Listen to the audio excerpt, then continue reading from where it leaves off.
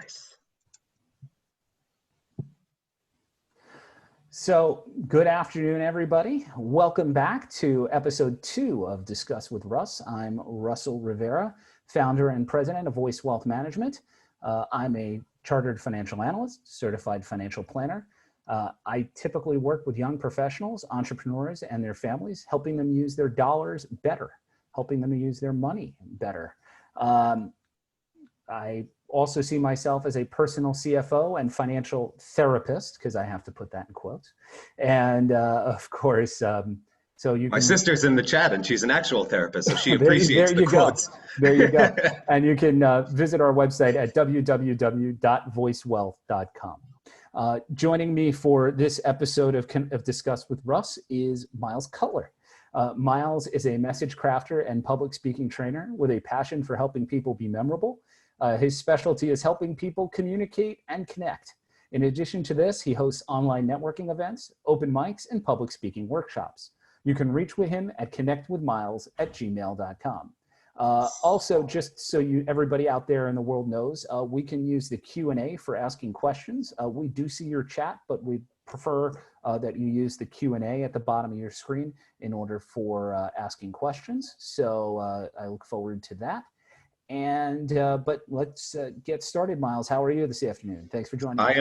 I'm great. I'm really excited to do this. I've been thinking a lot about where this conversation can go and the types of things. I'm excited for rich information to get out there. Yeah, and we'll try to keep it under an hour. I know Miles and I can go for a while, so we'll make sure to keep it under an hour for everybody. We all know you have stuff to do. So let me start here. You know, as we've moved into an online world because of the crisis, and part of what we're doing here at Discuss with Russ is not only to help people deal with the things that they're dealing with in the crisis, but also try to see what's going to happen afterwards and beyond, and help them prepare for whatever might be coming after we all emerge from our relative cocoons. As we've moved into an all-online world, in a business setting, what suggestions do you have to people who are now using Zoom or other, live stream platforms like this to communicate for business? Yeah, and the funniest thing I've noticed since I've been doing sessions and networking events and such virtually is so much of communication skills, of the necessary communication skills for professional communication, roll over. Speaking clearly, limiting your filler words, not starting sentences with "I was just going to say" or "for me." Like the basics of communication still roll over. I heard an incredibly smart guy, Eduardo Placer from Fearless Communicators, said, there's no such thing as private speaking. If you're speaking to even one other person, you're public speaking. So while speaking virtually, speaking clearly, using your words intentionally, limiting filler words. Some basics also for the Zoom platform and also just video chatting platform is, it didn't take much for me to put on a collared shirt. I'll admit that about an hour ago, I was wearing a t-shirt and I knew I was gonna go on camera. So I went into my closet, I grabbed a collared shirt and I threw it on. The standards for professionalism have gotten very low, but you can still stand out by trying. You're a professional. You wanna be on camera, you wanna be taken seriously? Put on a collared shirt. Try your best. My hair has gotten a little outrageous. I'm not exactly excited to have my grandmother attempt to cut my hair. So it goes. Having a clear background behind you. If you don't have a huge picture behind you that happens to fit perfectly, a nice clean wall, some art, books, like a library setting. These are all really easy and nice ways to have your background. But an unmade bed, clothes on the floor, closet doors and stuff open, avoid it. Just avoid it. It's easy. Again, the bar for professionalism has been set very low. All you need to do is not have stuff all over the floor. If your computer is stationary, make your bed if it's behind you. Simple things. Exactly. And obviously, you see, I have a background up. How important is something like having a background up? I think it depends for the type of person. I think for you, you have a brand, you have a company name. This is and I happen to know what's behind you. It's a bedroom. Like this is, oh, sorry. So for someone that might have a bedroom, this is great. It's clean, it's neat, it's branded. Like it even adds a little bit of mystery. Like, oh, I don't know where Russ is. But no, it's crystal clean. The one thing you don't want is really distracting backgrounds. Like if you're going to do a digital thing, one, you want to limit the movement because you get those kind of plasma plasma extensions to your body, but also just a nice clean digital background is fine. If you're in a meeting with people you can obviously play with fun things. I was in a meeting with Graham Dobbin, and one of the guests had a picture of Graham Dobbin as his digital background. And so things like that, if you're in a room of people then by all means have some fun with it. But also if you're trying to have a professional appearance, then be professional. Fair enough. Very good. Yeah. Thank you. You're welcome. So obviously, Miles, this crisis has created a lot of upheaval in people's careers. Yeah. We all know how many people have lost their jobs. 16 or 15 million, 16 million jobless claims nationwide over the last 3 weeks. Obviously, more to come. And so people have lost jobs. They're looking for new ones to make ends meet now. Others will, regain employment as the economy reopens. Yet still others will make changes as the economy reformulates on the other side of this crisis. How do you think that the job search world will change as a result? Will there be different interview skills that job seekers will have to work on to kind of compete for positions on the other side? Yeah, absolutely. It's a great question. And honestly, I think that this virtual world, this virtual reality that we're currently living in, it has just opened the door for virtual interviews. I mean, obviously that's already been a thing. Companies who are hiring en masse have always been virtually interviewing to save time. But what I think we'll find is that the first couple of steps in the interview process, on the whole, are most likely going to be virtual. I remember doing an interview. I interviewed for a position as a community manager, and I was immediately turned off because my first step wasn't even an actual virtual interview. It was a recording. I was being virtually interviewed by a computer, and they were just going to save the recordings and send it. And if the people liked what I said, I immediately stopped because that was my privilege of being able to be choosy with my job allowed me to do that. But I think that that's going to become way more commonplace. And again, the skills of communication and professionalism will roll over. Just because you're communicating virtually or applying for a job virtually does not mean that communicating professionally is any less important or any less worth developing the skills in. So I think that the ability to speak comfortably in front of a computer is obviously going to be very valuable. The skill to use Zoom and even a couple other, like GoToMeeting, I know is another one. Using these types of video conferencing platforms is going to be really valuable. And having had remote experience will be a plus, no question, because more jobs are going to, I'm no financial analyst. I'm no major predictor of economic developments and trajectories and stuff. If I had to wager a guess, I would say that less companies or fewer companies will be investing much in real estate. I can imagine co-working spaces are going to see a huge boom, and you're going to have more remote employees. So the having experience of having worked remotely will be a plus as well. Again, not an expert. No economic strategist here. Just my opinion. Russ, I think you froze for a moment. About basically being able to record an initial interview.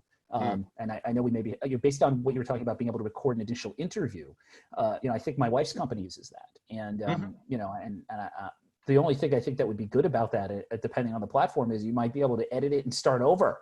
That could be a good thing.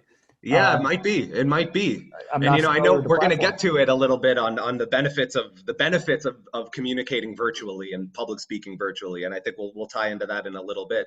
But it could be a good thing. It's way less nerve-wracking than being right in front of from an interviewer or employer. That's for sure. Sure. And one of the things we've talked about, now we're doing this, is that you used to do strictly in-person sessions and events. So what are the new skills you've had to develop as your delivery method has changed, as the world's delivery method has changed? It has been an evolution. I remember when I went to a community builders conference in San Francisco, and someone was an Israeli person, and she asked me if I did sessions virtually, and I said, actually no, I'm a strictly I'm a strictly in-person communications coach, and she understood. And now I'm thinking to myself, like, what was I thinking? Like, of course I should be doing this virtually. So one of the skills that I've recognized I've had to develop, kind of separate from that, is I have less control over the people I'm talking to. And I don't mean control over being able to control them, but if somebody wants to not pay attention, I can only do so much to stop them from paying attention. So in a way, it was developing the skill of letting go, of relinquishing a little bit of control over the room, which is a very valuable skill for a virtual facilitator.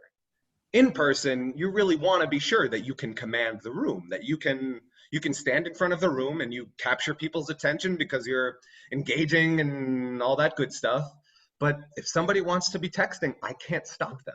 Especially if I'm doing group sessions, open mics, etc. Like, what can I do? I can't do that. So letting go has been an important skill I've reluctantly developed. As anybody on this call, who anybody watching knows me, letting go of control is not one of my strong suits.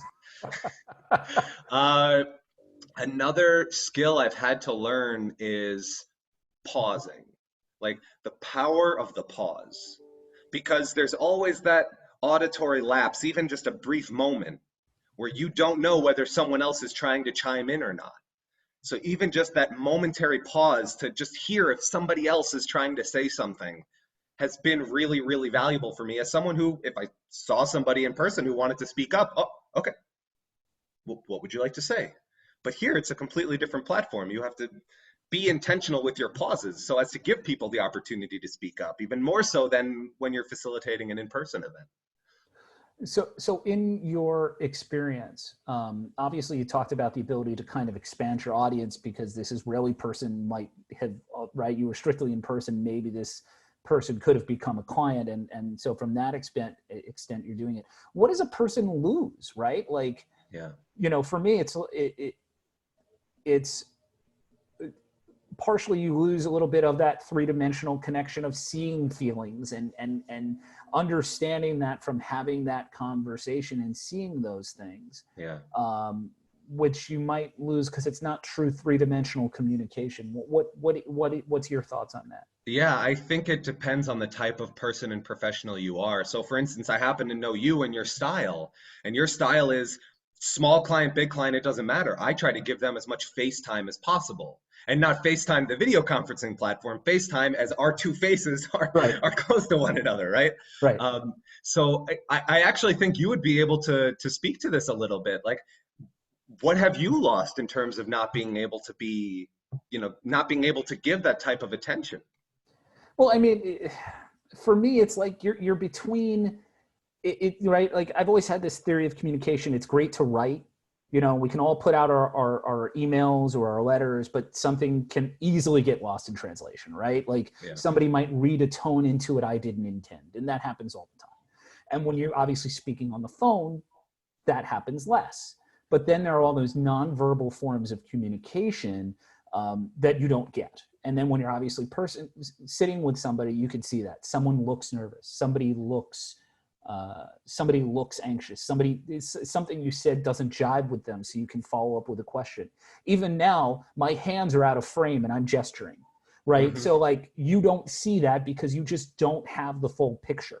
Yeah. And so, all you see me is touching my ears and my face, so I make sure my headphones stay in and I can still hear you. Yeah. So like moving to a video virtual world, you lose some elements of those communications that you will definitely pick up on when you're in the room, as long as you're an active listener and you're yeah, no question. And even just you're losing the demonstration of how much you care, Because if you were to go out of your way and go sit with clients face to face, myself included, I most of my sessions were either done in my home in Brooklyn or in a client's office or in a client's home. Like that's me going the extra mile to be there with them and be face to face with them. And I know you're the same way. Yeah. So really what you lose is that opportunity to demonstrate how much you care. It's way easier to hop on a call or a virtual meeting than it is to show up in person. It takes way more time, way more planning to make sure that you get FaceTime with people. So you lose a little bit of that when everything's virtual. You lose a little bit of that demonstration of care. And listen, I think you probably, forgetting just the care, I think it just helps you make the person comfortable. Totally. Right? If you're visiting somebody in their office, in their home, on their terms, they're going to be more comfortable. They might be more honest and open with you. And that's kind of been my experience. And one of the reasons I do what I do is, or how I do what I do, is because that's what I want. That's what I need. I need people to be open with me so that I can help them. And I'm assuming you're the same way. Definitely. Oh, absolutely. Absolutely. So yeah, I mean, that kind of dovetails into the next question is, how do you find video conferencing affects the business relationships for yourself and others, right? Because we've already talked about that to some extent. What else is there? Oh man, I'm going to call this realm the introverts, like the resurgence of the introvert. Like, because I have a close friend of mine, Roy Fenichel. He's a title guy. If you're buying or refining, title is vital. Little plug. My friend Roy is a self-proclaimed introvert. You wouldn't believe it because he's the president of a big BNI chapter and he stands in front of the room and talks, in front of everybody. And he's a very comfortable public speaker. But this opportunity has given him a whole new way of communicating with people comfortably. He has worked on his public speaking ad nauseum over the last couple of years, but he's still an introvert at heart. So his ability to speak to a computer and speak to a room of 50 or 60 people, he is way more comfortable than he ever was. I've seen introverts that I've been in in-person networking events with who were kind of, quite frankly, overwhelmed. There's tons of people. If you're at kind of a BNI or one of those formal groups where you stand up and deliver an elevator pitch, it's really nerve-wracking to be standing in front of a room of 30 to 60 people. But when you're in front of a computer, it changes the game completely. You're totally comfortable. I've seen people that have been to networking events in person, seeing them here, and all of a sudden they are gregarious, they are comfortable, they are a socialite, and this has allowed them to do that and be that. But then you think about the extroverts like myself, like a few other people I know, and there's something lacking about the relationships. As far as like, if I'm connecting with somebody I already know, connecting virtually is definitely a strong way to still keep up a relationship. I still feel connected to that person. But developing new relationships, there's a level of distance that being virtual has given me that makes me feel a little less close to the people I'm developing relationships with. And otherwise I would meet, we would catch up, we'd go connect for coffee, and it would be a totally different thing. So it's almost like the scales have been a little tilted, where the introverts have kind of historically been not as welcome, or maybe not as welcome, but not the format of in-person networking is not as conducive to introverts. This is where introverts can come in and they can shine. They can be muted until they need to speak for a minute, and then they get to be muted again. And even when they're speaking, they don't even have to look at all of the people in the room. They can just look at themselves. Look at that camera right in front of my screen, right in front of your screen. Make sure their eyes are right there. Yeah, and actually I have a point about cameras. There's no sense of looking directly into the camera. You can, but sometimes it's a little uncomfortable. One of the ways I'm trying to make it a little more authentic for myself is, even if it's not directly at the camera, Russ, right now I'm staring you like directly at the eyes. And I have been too. I just look like I'm looking down, and that's like half of my concern, I mean, I think for me, it depends on what my feeling of authenticity is. And my feeling of authenticity is, if I'm looking at you, that means I'm looking at you. And you might not see it that way, but I need to know that I'm connecting with you. And if I'm looking at the screen, I'm actually not looking at you, and I'm kind of in my head, and I'm thinking about myself. Well, it's actually a really important point, right? Because it's a matter of who are you trying to connect with, right? Yeah, totally. Right? Like it's great for me to look at you because you and I are having this conversation, but there are 5 people who are sitting out there right now, and for me to ask other people to sign on right now doesn't make a lot of sense in the sense of they can't hear me. Right. But for the 5 people who are there, like there's also them I want to connect with as the host of this, and Totally. you too, Miles. So it's like, yeah, I can listen to you, but I also want to be looking at the camera. And so it's one thing, I guess, if you're doing an interview, who are you, and I mean a job interview, who are you trying to connect with? I'm not trying to connect with the person on the screen. I'm trying to connect with the person on the other side. So how do I look them in the eye, right? Like that's a real question. Definitely. And I think some folks would pretend there's a right answer. The only answer I can answer is the answer of what feels most authentic for you. And what feels most authentic for me is actually looking at you while I'm talking to you. Like I know that if I look directly at my camera screen, you see me as looking directly at you. But I'm not looking at you. Now I'm looking at you. Fair So enough. this is me communicating directly to you. So I don't know if there's a correct answer as far as what you should be doing. This is a good piece of knowledge to keep in your back pocket. If you're staring directly at the camera, it's, right down the middle of that screen. But if Right. I'm That's where that half a degree gets lost, right? That half a Right. dimension of communication gets lost, right? Definitely. Because I want to look at you. You're talking. I want to look at Miles, the person who I see on the screen. And Right. you want to look at Russell, the person you see on the screen. But I not only want to connect with you and make you feel that I am looking at you. Yeah. I also want to make the other people who are watching feel that way as well. It's a challenge. And I've heard other coaches say, look at the camera, try to look at the camera, try to look at the camera. Yeah. So it's one of those things. You're right. It's got to feel right to you. And one of the things Randy is saying, so Randy is my sister and she's a therapist. She says, as a therapist, looking people in the eyes is so important. And then in response to what I had just said, she said, I feel more connected to you when you do that. Look at the camera. So now this is an interesting aspect of webinar etiquette versus maybe one-on-one conversation etiquette, because there's an audience that's paying attention to this.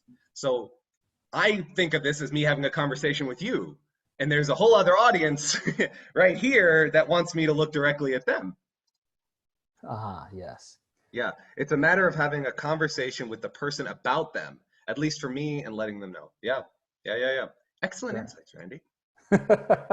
So thank you. So we've talked about some of the skills you've had to develop. What do you think are some of the new skills that interviewers are going to be looking for in the new world? Maybe not just now, but maybe if we ever when we get back to in-person interviewing. Yeah, I think that everyone should be working on their communication skills and their networking skills.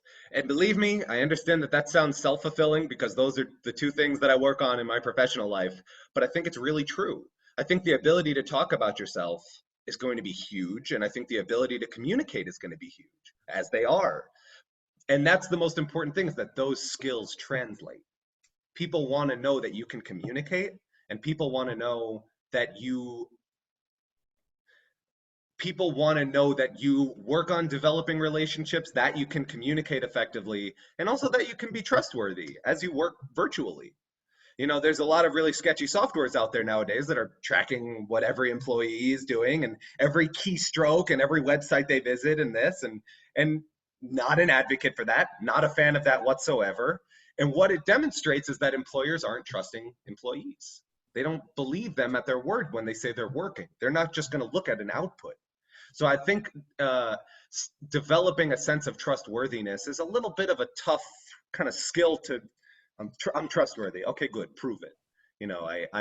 Well, how do you communicate it? Yeah, that's a real question, right? That's what you're trying to communicate. Absolutely. And this is where, for job seekers, being able to leverage your past experiences and being able to leverage the trust that your manager or employees or people you were in charge of or people who were in charge of you, being able to leverage your story and demonstrate in there how you demonstrated that you are trustworthy. That, especially for job seekers, the ability to turn their story into a narrative that demonstrates their skills, why they're trustworthy, and why they're the best person for the job it's everything. It's everything. Being able to craft a cohesive narrative turn history into stories, history into experiences, into tangible understandings. I'm a trustworthy person, and I was proven that every day when if an employee of mine had an issue, they came to me and they talked with me about it, and I set aside time for them, and they knew that when they talked to me, it was going to be private unless other parties needed to be involved, and et cetera, et cetera, et cetera. That's the only way you can demonstrate any skill, is talking about how it applied in the past. Fair enough. So, I Yeah, mean, some of these things are still somewhat the same, right? Being able to tell a good third-party story, definitely.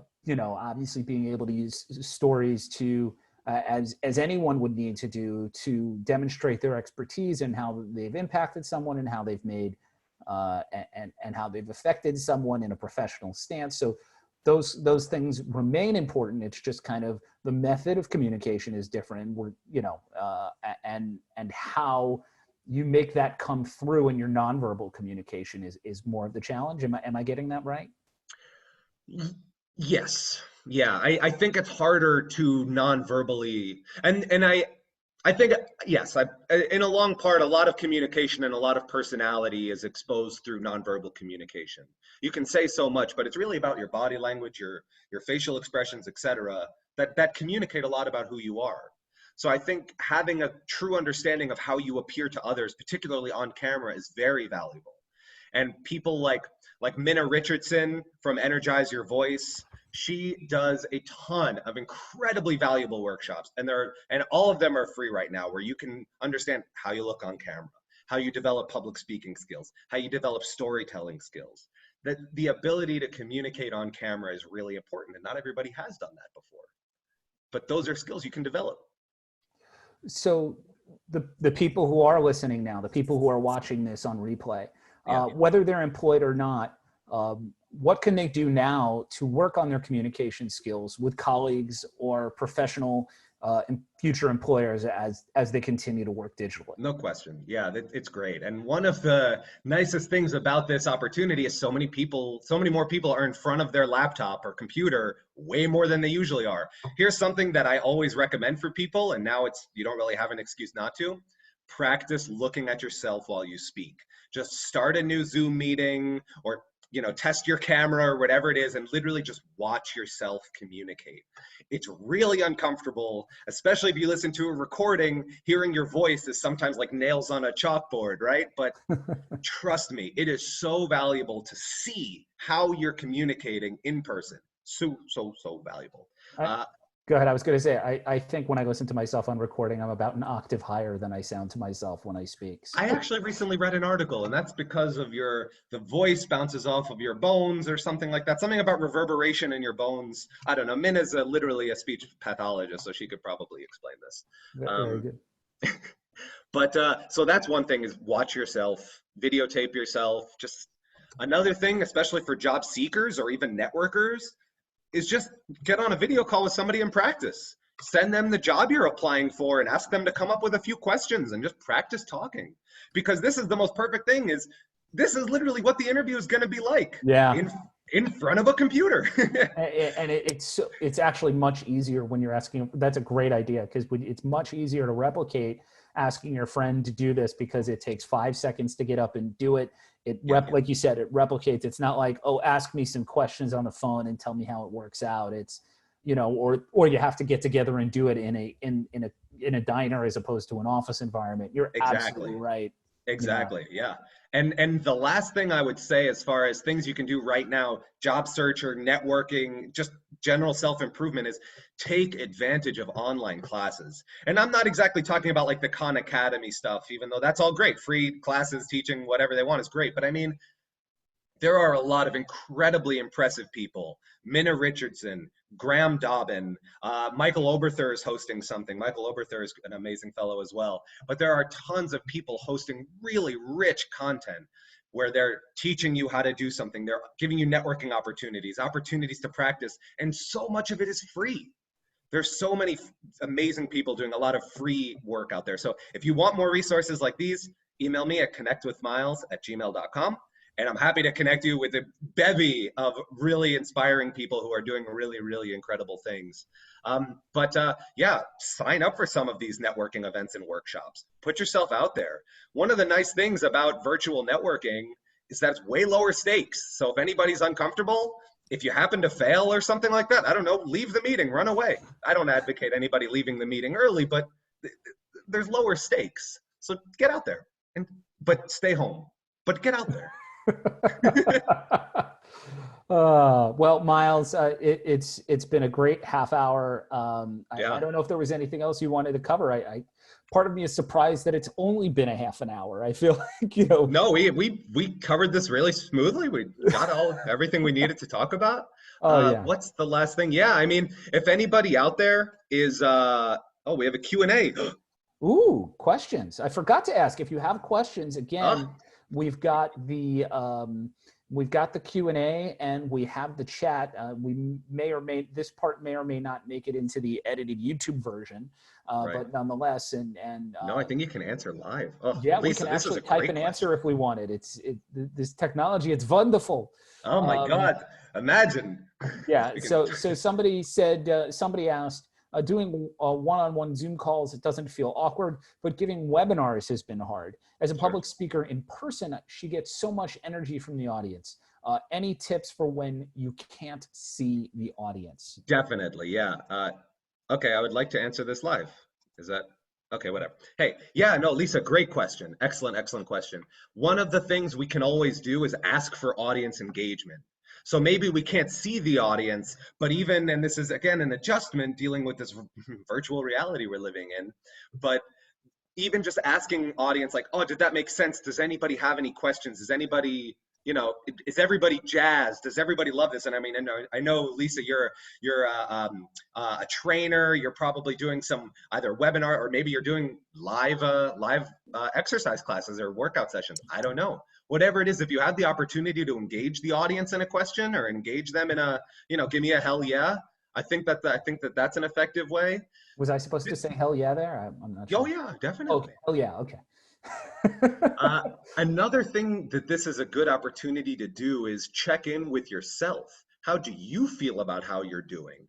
Is there some way that someone who's used to feeding off of an audience, can you feed off of yourself? Are you aware of how well you're doing as a communicator, of how well you're doing as a host to give yourself that energy and say, oh, this is going awesome. I am jazzed. This is great. Is there any way for you to jazz yourself up in that way?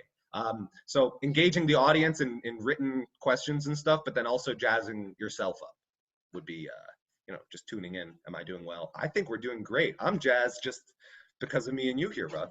Absolutely. And it's great. It's great for everybody watching and for everybody who will be watching in the future that we can't see. Yeah. Oh, we have But another question. we do. I missed Yeah. it. What about people that really struggle with social networking and spending days on a computer online all day? What can you say to help make the adjustment even slightly less painful? Excellent question. Um, to make the process less painful is just most important thing is understand limits. If you are gonna in person or virtually, if you're bringing an inauthentic self, you're not going to get the most out of it. If you are wiped out, then please save yourself the trip to the networking event.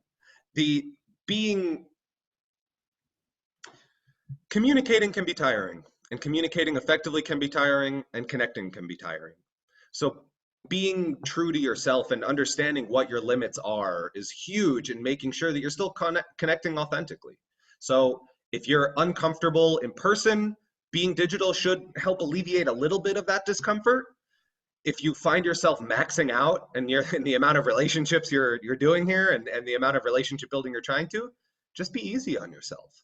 Because as anyone will tell you who's ever tried to network in person too much, you can burn out. And if you're not going to be developing these relationships, then what's the point of doing it? What's the point of trying to develop them?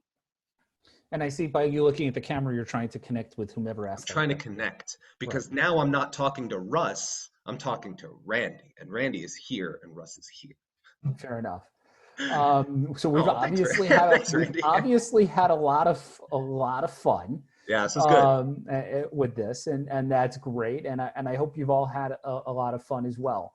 Again, you can connect with Miles at, well, connectwithmiles@gmail.com. And connectwithmiles.com.